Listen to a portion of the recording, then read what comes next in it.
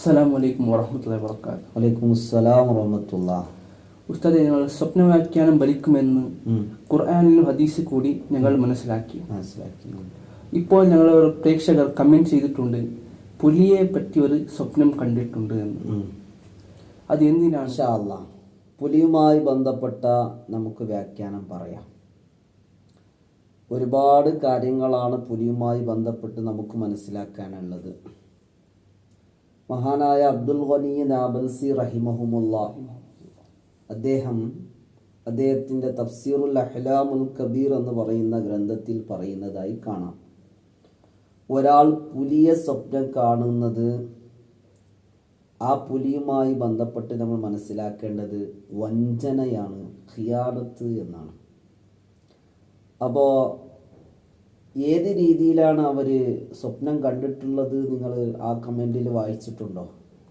അവർ സ്വപ്നത്തിൽ പുലിയെ വീട്ടിൽ കണ്ടിട്ടുണ്ടെന്നും വീട്ടിൽ കയറിയതായിട്ടാണ് കണ്ടത്. എന്നാൽ വഞ്ചകനായ ആളുകൾ നമ്മളെ വഞ്ചിക്കാനായി നമ്മളെ വീട്ടിൽ തന്നെ ആളുകൾ ഉണ്ട് എന്നർത്ഥം. വീട്ടുകാർ വഞ്ചകരാണെന്ന് പറയല്ല, പക്ഷെ വ്യാഖ്യാനം അതാണ്. വീട്ടിൽ ഒരു പുലി കയറുന്നതായോ ഞങ്ങളെ ആക്രമിക്കുന്നതായോ അല്ലെങ്കിൽ നമ്മളെ ഉപദ്രവിക്കുന്നതായിട്ടൊക്കെ കാണുകയാണെങ്കിൽ അതിൻ്റെ വ്യാഖ്യാനമായി മഹാന്മാർ പറഞ്ഞത് ഇതാണ്.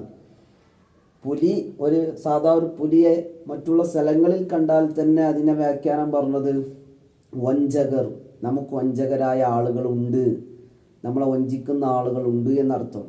അത് വീട്ടിൽ തന്നെ കണ്ടാലോ, ആ വീട്ടിലുള്ള ആളുകളിൽ ഏതോ ഒരു വ്യക്തി നമുക്ക് വഞ്ചിക്കുന്നുണ്ട്, നമ്മളെ വഞ്ചിതരാക്കുന്നുണ്ട്. ഇനി ആ പുലിയെ കണ്ട് ഓടുന്നതായി അല്ലെങ്കിൽ പരിഭ്രമിക്കുന്നതായി അല്ലെങ്കിൽ അതുകൊണ്ട് പേടിക്കുന്നതായിട്ടൊക്കെയാണ് സ്വപ്നം കാണുന്നുവെങ്കിൽ വഞ്ചനയിൽ ഞങ്ങൾ പേടിക്കും, ആ വഞ്ചനയിലൂടെ നമുക്ക് വലിയ അപകടങ്ങളുണ്ടാകും എന്നൊക്കെ അതുകൊണ്ട് മനസ്സിലാക്കാൻ കഴിയും. അള്ളാഹു എന്നിരുന്നാലും നമുക്കൊക്കെ ഖൈർ പ്രദാനം ചെയ്ത് അനുഗ്രഹിക്കുമാറാവട്ടെ. ഉസ്താദെ, നിങ്ങൾ 4 മീനോ അല്ലെങ്കിൽ അതിലുള്ള കൂടുതലുള്ള മീനുകൾ കണ്ടാൽ അതിന് പേരുള്ള വ്യാഖ്യാനം നിങ്ങൾ പറഞ്ഞിട്ടുണ്ട്. അപ്പോൾ 1, 2, 3 മീനുകൾ കണ്ടാൽ അതിലുള്ള വ്യാഖ്യാനം എന്താണ് എന്ന് ഞങ്ങളുടെ പ്രേക്ഷകർ ചോദിച്ചിട്ടുണ്ട്.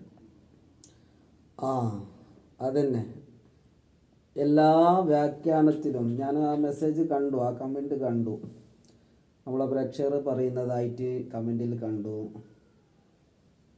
പിന്നെ 1 മീന് കണ്ടാൽ, 2 മീന് കണ്ടാൽ, 3 മീന് കണ്ടാൽ എന്താണ് വ്യാഖ്യാനം? 4ന് ശേഷമുള്ളതാണല്ലോ ഉസ്താദ് പറഞ്ഞിട്ടുള്ളത് എന്നൊക്കെ ചോദിച്ചിട്ടുണ്ട് അല്ലേ? അതല്ലേ ചോദ്യം? അതാണ് ചോദ്യം. അപ്പോൾ ഇൻഷാ അല്ലാഹ് നമുക്കത് പറയാം.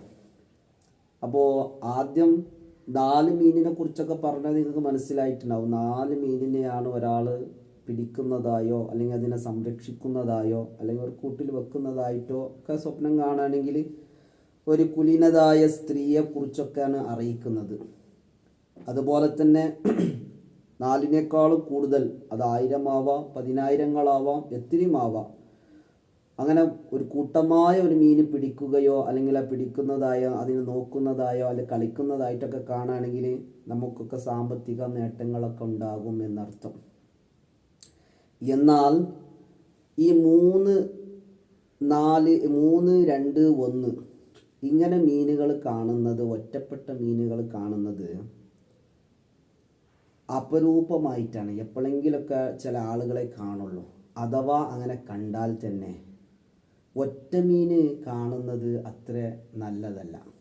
നമുക്ക് ഒറ്റ മീന് കാണുന്നതായിട്ട് ഒരാൾ സ്വപ്നം കാണുകയാണെങ്കിൽ നമുക്ക് രോഗങ്ങൾ ഉണ്ടാകും എന്നൊക്കെ അർത്ഥം. അതേ ഒരു 2 മീന് 3 മീനൊക്കെ ആണെങ്കിൽ നമുക്ക് സാമ്പത്തികമായ നേട്ടത്തിനുള്ള വഴികൾ തുറക്കും എന്നർത്ഥം. 1 മീനാണ് കാണുന്നെങ്കിൽ നമുക്ക് രോഗമുണ്ടാകും എന്നർത്ഥം. ഇനി 2 3 മീനുകളെയാണ് സ്വപ്നം കാണുന്നതെങ്കിൽ അത് സാമ്പത്തികമായ നേട്ടത്തിനുള്ള വഴികൾ, അത് ജോലി സംബന്ധമായിട്ടാവാം അല്ലെങ്കിൽ കച്ചവട സംബന്ധമായിട്ടുണ്ടാവും, അതിനുള്ള വഴികളൊക്കെ തുറക്കുന്നു. അതേ 4 മീനിനെ കുറിച്ച് നമ്മൾ മുമ്പ് സൂചിപ്പിച്ചതുപോലെ അതുപോലെയുള്ള വ്യാഖ്യാനങ്ങളാണ് ഉള്ളത്. ഏതായാലും അള്ളാഹു നമുക്ക് ഖൈർ പ്രദാനം ചെയ്ത് അനുഗ്രഹിക്കുമാറാവട്ടെ. അതുപോലെ തന്നെ ഇൻഷാ അല്ലാ നമുക്ക് ഒരുപാട് കമൻറ്റുകളൊക്കെ നമ്മുടെ യൂട്യൂബ് ചാനലിൽ വന്നുകൊണ്ടേയിരിക്കുന്നു. ഇനി എല്ലാ കമൻറ്റുകൾക്കും ഞങ്ങളെ തേടി പിടിച്ച് അതിൻ്റെ വ്യാഖ്യാനങ്ങൾ മനസ്സിലാക്കി കിതാബ് നോക്കിയിട്ട് നമുക്ക് എല്ലാ വ്യാഖ്യാനത്തിനും മറുപടി കൊടുക്കാവുന്നതാണ്. ഇൻഷാ അല്ലാ അങ്ങനെ സംശയമുള്ള ആളുകൾ നമ്മളെ കമൻറ്റിലൂടെ വിവരം അറിയിച്ചാൽ മതി.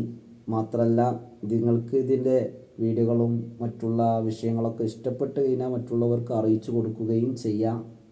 അത് മറ്റുള്ളവർക്ക് ഷെയർ ചെയ്യുകയും സബ്സ്ക്രൈബ് ചെയ്യുകയും ചെയ്യാം. ഇൻഷാ അല്ലാ അള്ളാഹു നമുക്കൊക്കെ നല്ല രീതിയിൽ കാര്യങ്ങൾ മനസ്സിലാക്കാൻ അള്ളാഹു നമുക്കൊക്കെ തൗഫീഖ് തന്ന് അനുഗ്രഹിക്കട്ടെ. ആമീൻ. അസ്സലാമു അലൈക്കും വറഹ്മത്തുള്ളാഹി.